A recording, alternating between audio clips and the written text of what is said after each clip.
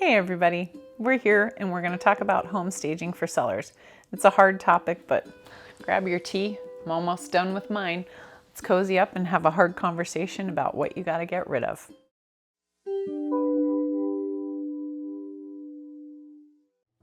All right, so we're talking about home staging with sellers today.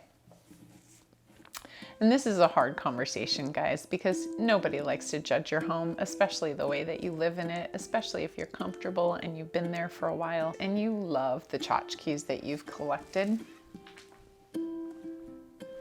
And it's very difficult to part with those tchotchkes. And especially when you're selling your house, people are very judgmental and they want to try and imagine themselves in that house, which is very difficult. So I'm going to tell you what nobody else wants to tell you, but you need to hear.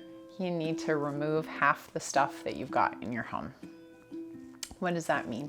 That means grandma's china. That means all of the spoons that you got on all of the vacations that you went to, all of the shot glasses that you have, your huge library of books. All of those things need to be packed up and ready to go.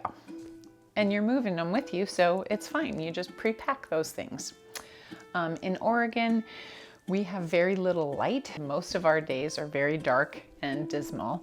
We want to maximize light. So most people, when they're looking at a house, what they want to see is a lot of light. So that means pull up the blinds, pull out the shades, pull out all the curtains, no tchotchkes, nothing no silver spoons, no shot glasses from all the towns that you've been to.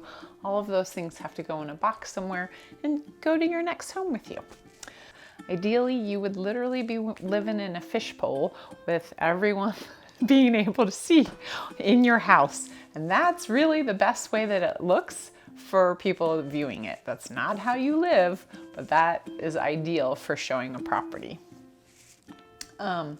In addition, you want to just make sure you don't have any pests or anything that might pop out when someone's showing a house. So, for instance, I was in a house a couple of weeks ago and the poor lady that lived there had a rat infestation, and I went down into the basement and there was a rat about this size that I saw skitter off that was eating some of the food that she'd stored in the basement.